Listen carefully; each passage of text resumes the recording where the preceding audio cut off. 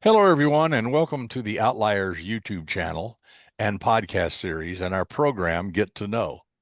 I'm your host, DP Lyle, and I'm here with my partner in crime, Kathleen Antrim.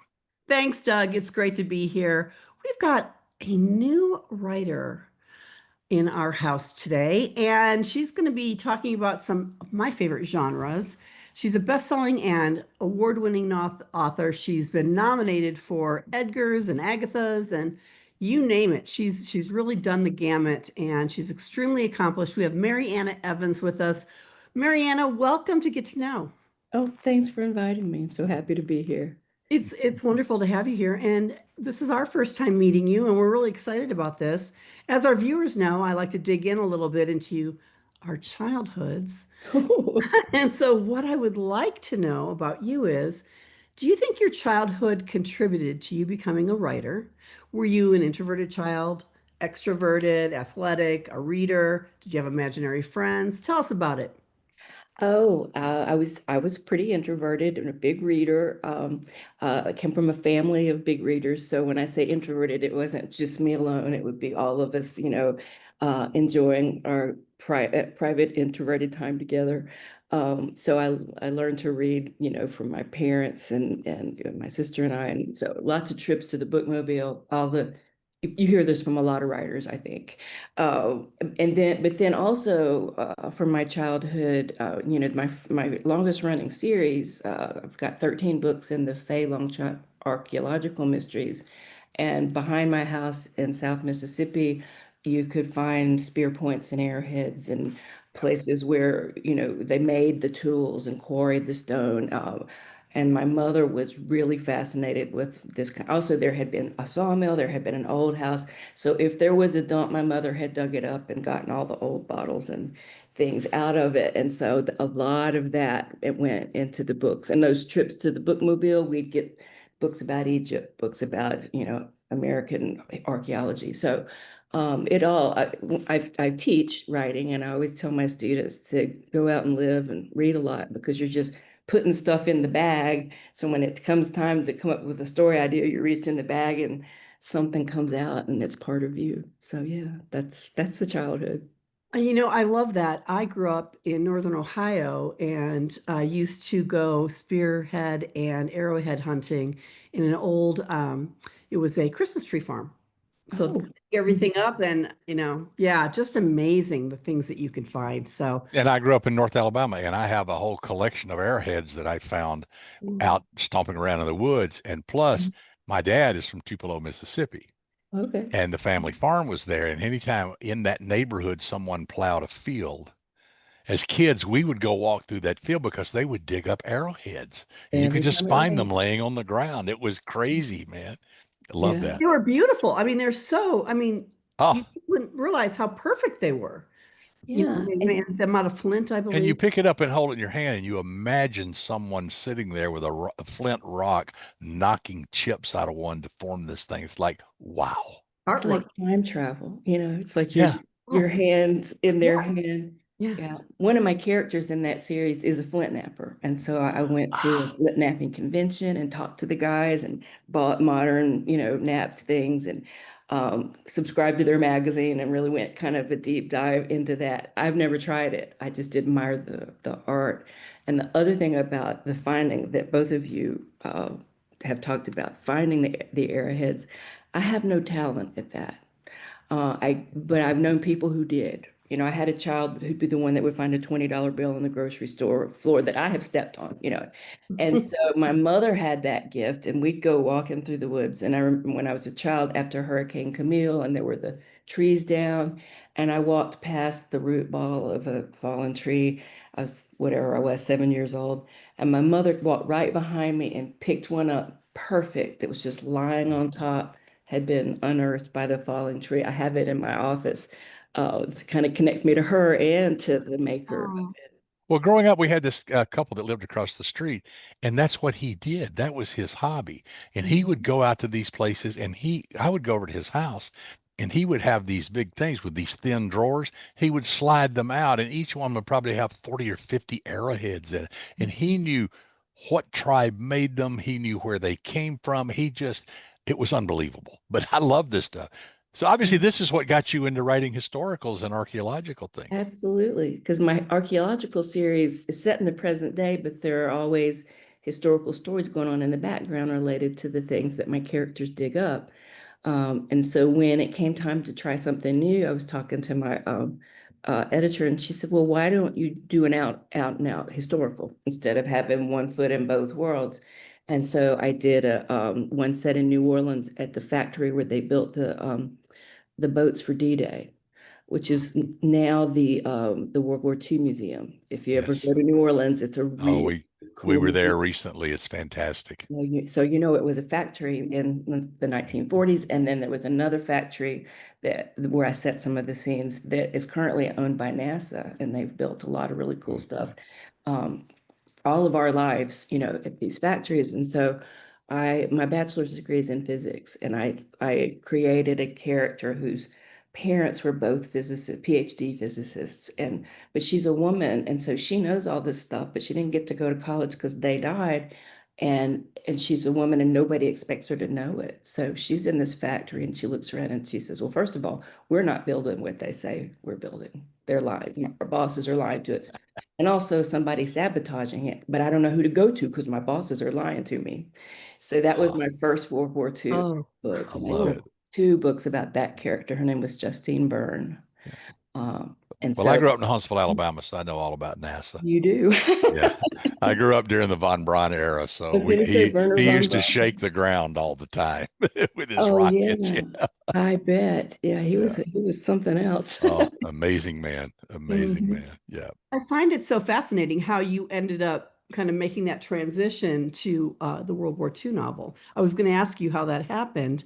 And so you've done two that are World War II, did you say? Three, the two with the same characters, and I may go back to those characters, but then again, the publisher said, "Why don't you try a standalone?" But so I did the two set in the late war, 1944, early 1945,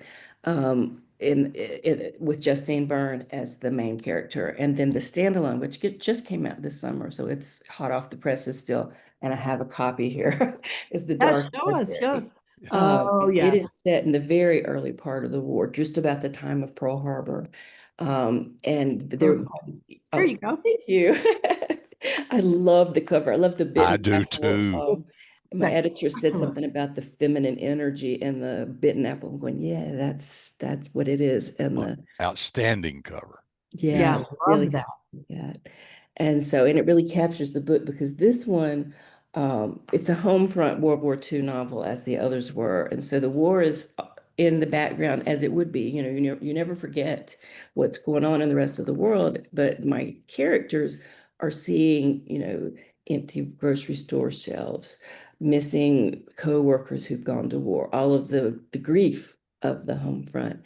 And so it's set very near where I live now in the Hudson River Valley, which is just a beautiful place where you can really believe a Gothic story can happen. Lots of ruins, lots of atmosphere.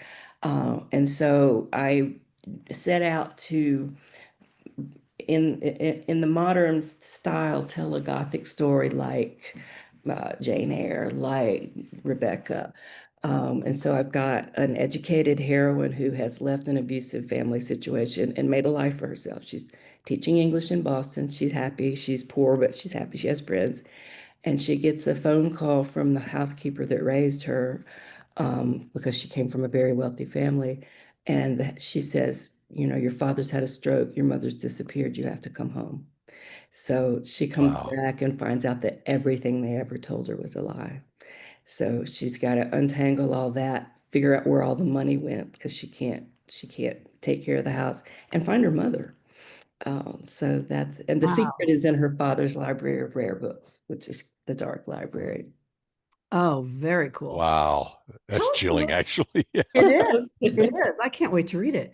Tell us a little bit about your process. Are you a pantser? Are you a plotter? Tell us how you, I yeah. am a plotter. And I spent 10 years at a university teaching young people to write novels. And I always required them to apply, even if they were naturally pantsers, because how am I going to help you if I don't know what you're trying to do? So I said, when you leave me, you can do whatever you want to do, but for this, I need you to show your work, like a math teacher. And so I have always been a planner, part of it out of fear. You write the first one, you're not sure you can finish it. What if it peters out on page 100 and you've got nothing? And so my first book, it was a very ugly outline. It was, I'd put the research in there. I'd put snippets of dialogue. What has to happen in this chapter. And it was all for me. And so for chapter 2, if all I needed to know was she finds the skull, that's all it said. But chapter 3 might have 3 pages of research and conversation and stuff. And that thing was 125 pages long. So I tell people that maybe there's not that much of a difference between pantsers and plotters, because you could call that the world's ugliest first draft. You could. Exactly. I agree. Exactly. Mine are long like that too. So I actually, Yeah. mine's like a first draft. Yeah, and they got shorter over the years. They never went below 25 pages, I don't think. Right now, I'm starting one that is really in the early stages, and I think it's going to have a longer outline, because I'm doing that thing where I'm throwing the dialogue in just to see how it's going to shape up. So I think you need to plan what you need, and if you're happy with the result, then it's right. Can you tease us a little bit with what this is going to be about, the era? It's a standalone, perhaps? It's a standalone. It's back in the current day. It's about a woman who would seem to have it all. She's got a husband she loves. She has a lot of money. She is ill. She's got a chronic disease. She's got lupus. But she desperately wants a child, and she can't do that because of the lupus. And she's lost babies. She's had a couple of failed adoptions. It's a real hole in her heart. And so she decides to become a foster parent. And so at the opening of this book, she's got a delightful 7-year-old girl, and she's hoping she gets to keep her, and she loves her so much. And they're nearly run over by a car in the mall parking lot. And everybody comes over. Oh, he must not have seen you. Who would not stop and help a 7-year-old girl? But she saw the man, and she knows. And so the question of the book is, who would try to kill a 7-year-old girl, and why? And wow, that's going to be juicy. Yeah, that's great. That's the hope. So I have to figure out who would try to kill a 7-year-old girl and why. And that's where I am right now. Where's that book set? That book is probably it's very early days, but at the moment it's set in a sort of anonymous coastal Florida town. Okay. Prosperous, well-to-do, looks like all the others. So the mall parking lot looks like all the others. It's just everyday life, except for there's somebody trying to kill her child. Do you place most of your stories in the South? I don't actually. The Dark Libraries in New York, the 2 Justine Byrne books, one was in New Orleans, but one was in Washington, D.C. Okay. The archaeological books were largely, but not all, in the South, because archaeologists have to specialize. And so I had a wonderful friend who was an archaeologist who helped me with those books. He read the first book, got in touch, came to see me at a signing. And for the rest of his life, I could I could send an email to Robert and say, she's in Alabama, she dug up something brown, it's about that big. And he'd write back Madison Point, describe it to me, and off I'd go. So yeah, because of his advice was to keep the geographical scope somewhat small, because I wanted to send her to Rome. He's going, who's going to pay her to go?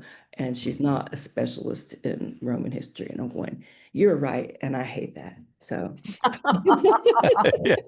how wonderful to have such a great resource. Oh, it is. It was one of those things, with the writing career, that you can't quantify the value of, is the people you meet and the enrichment.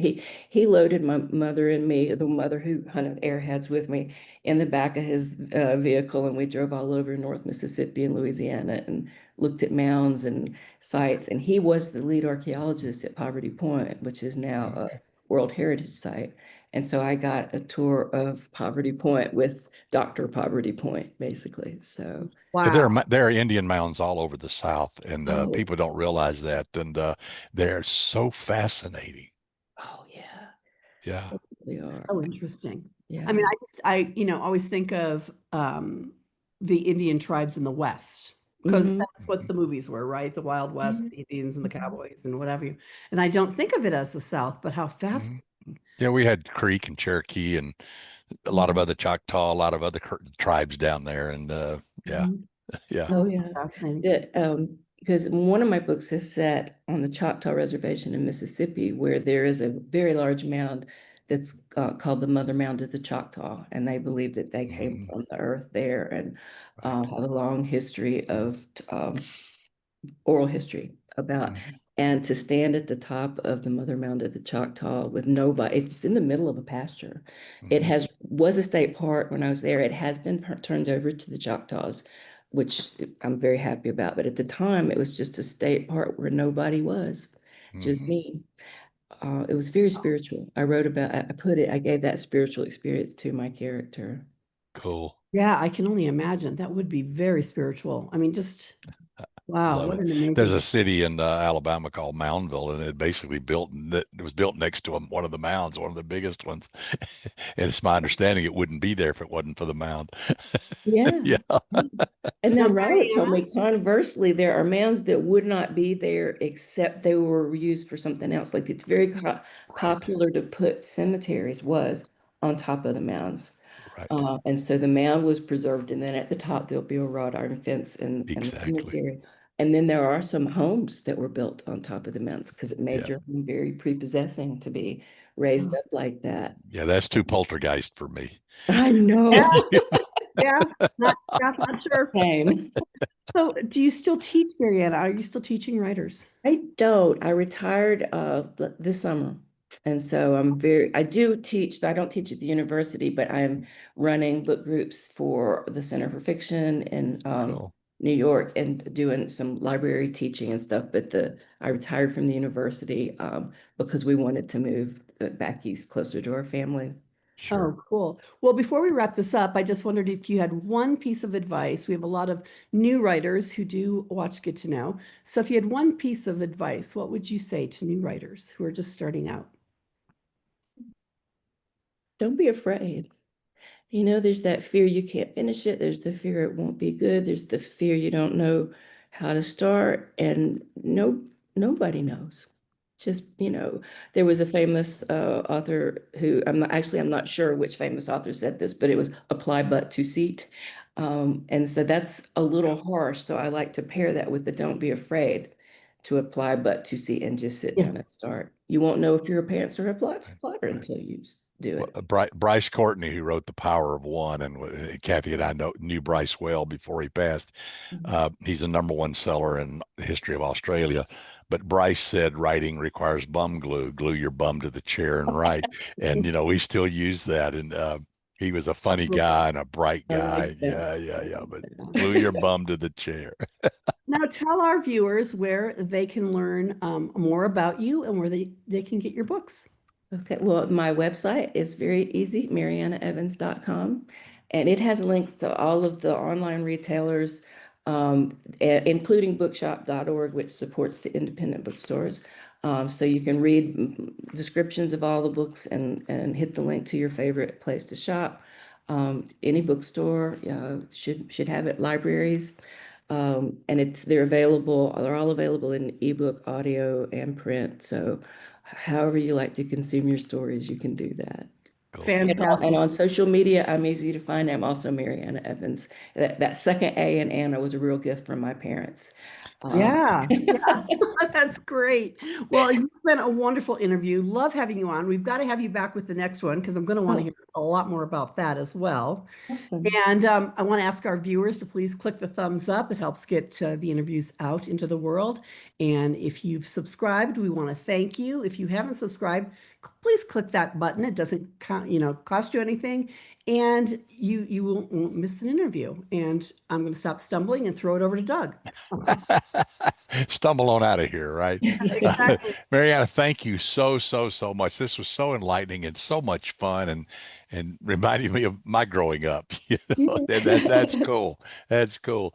So that wraps up this episode of Get to Know here on the Outliers YouTube channel and podcast series. But we will be back with others soon. And until then, keep reading, keep writing, keep having fun, and of course, try not to get caught.